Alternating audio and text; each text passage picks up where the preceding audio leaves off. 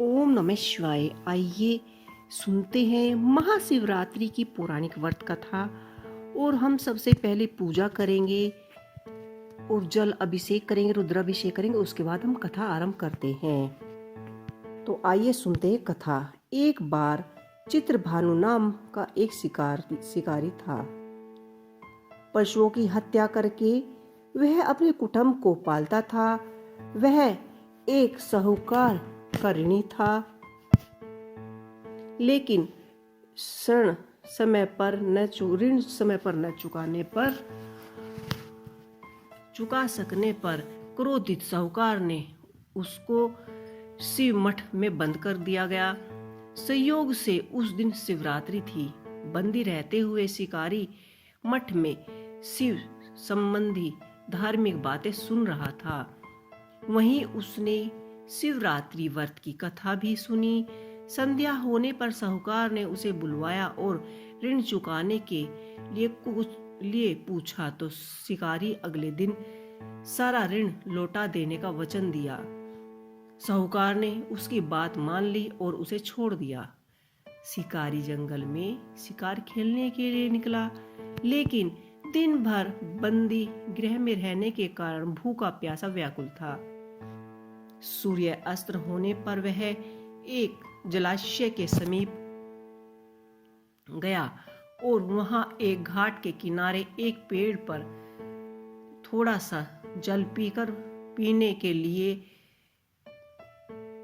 के लिए लेकर चढ़ गया, क्योंकि उसे पूरी उम्मीद थी कि कोई ना कोई जानवर अपनी प्यास बुझाने के लिए यहाँ जरूर आएगा।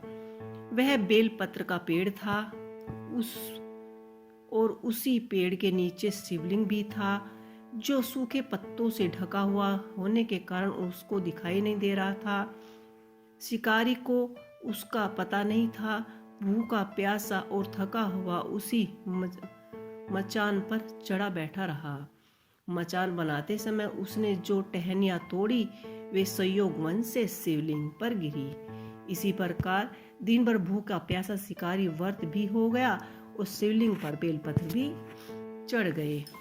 एक पहर रात्रि बीत जाने पर एक गंभीरी मृगनी तालाब पर पानी पीने पहुंची। शिकारी ने धनुष पर तीर चढ़ाकर जो ही प्रत्यंचा खींचा, उसके हाथों के थके से कुछ पत्ते एक जल की बूंद नीचे बने शिवलिंग पर जा गिरी और अनजाने में ही शिकारी की पहले पहर की पूजा हो गई। मृग बोली, मैं गंभीरनी हूँ, शीघ्र ही प्रसव करूंगी। तुम एक साथ दो जीवों की हत्या करोगे, जो ठीक नहीं है। मैं बच्चे को जन्म देकर शीघ्र ही तुम्हारे समक्ष प्रस्तुत हो जाऊंगी, तब मार लेना। शिकारी ने प्रत्यंचे ढीला कर दिया और मगनी को जंगल झाड़ियों में लुप्त हो गई, उसे जाने दिया। कुछ ही देर बाद एक और मृग उधर से निकली। शिकारी की प्रसन्नता का कोई भी ठिकाना न रहा। समीप आने पर उसने धनुष पर बाण चढ़ाया। कुछ बेलपत्र नीचे शिवलिंग पर जा गिरे और अनायास ही शिकारी की दूसरी पहर की पूजा भी संपूर्ण हो गई। तब उसे देख मृगी ने विनम्रतापूर्वक विनती किया कि मैं थोड़ी देर पहले ऋषि से निर्वृत्त हुई हूँ, कामातुर विरहायिणी हूँ, अपने प्रिय की खोज में भटक रही हूँ। मैं अपने पति से मिलकर शीघ्र ही तुम्हारे पास आ जाऊंगी। शिकारी ने उसे भी जाने दिया।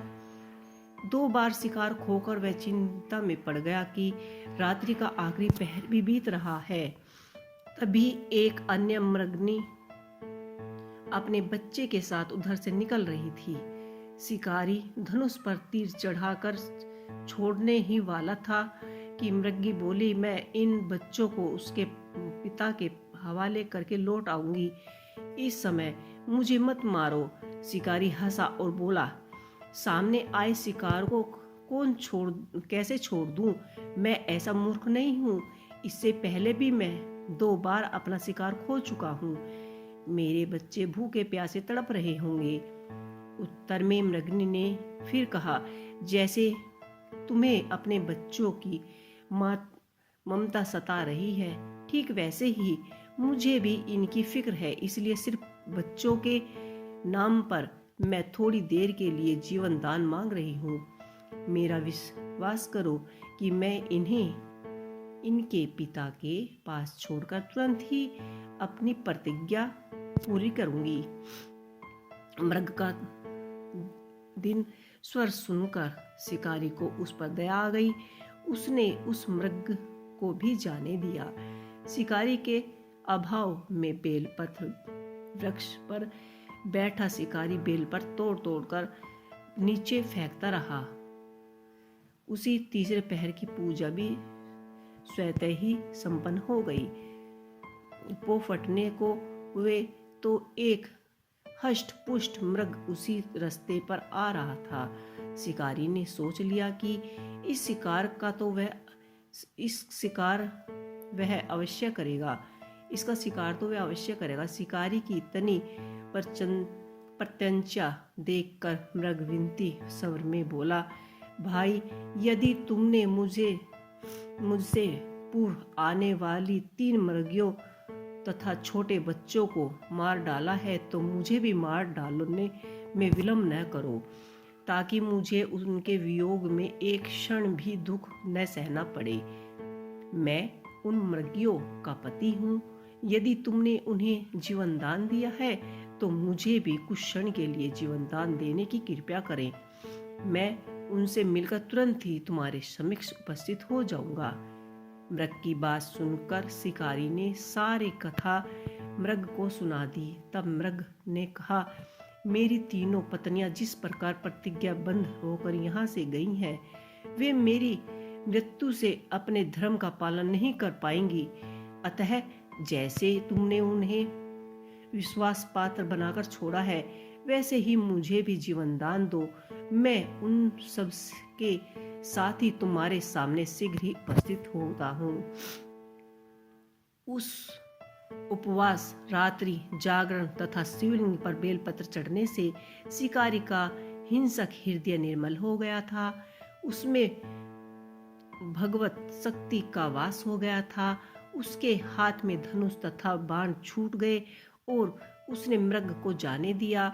थोड़ी ही देर बाद वह मृग पूरे परिवार के साथ शिकारी के समक्ष उपस्थित हो गए ताकि वह उनका शिकार कर सके। किंतु जंगल पशुओं की ऐसी सात्विकता एवं सामूहिकता प्रेम भाव देखकर शिकारी को बड़ी ही गिलनी हुई। उनके नेत्र से आंसुओं की झड़ी लग गई।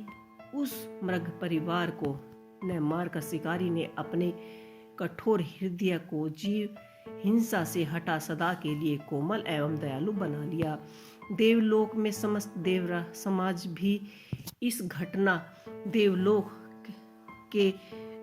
से समस्त देव समाज भी इस घटना को देख रहे थे। उसके ऐसा करने से भगवान शंकर ने प्रसन्न होकर तत्काल ही उसे अपने दिव्य स्वरूप का दर्शन करवाया। उसी सुख समृद्धि का वरदान देकर गुह नाम प्रदान किया। यही वह गुह था जिसके साथ भगवान श्री राम मित्रता की गई थी। इसी प्रकार महाशिवरात्रि पूजन पौराणिक व्रत कथा यहीं पर समाप्त होती है। ओम नमः पार्वती पते हर हर महादेव, हर हर महादेव। आपको यह पौराणिक व्रत कथा कैसी लगी मुझे कमेंट बॉक्स में लिख के अवश्य ही बताइएगा। ओम नमः शिवाय।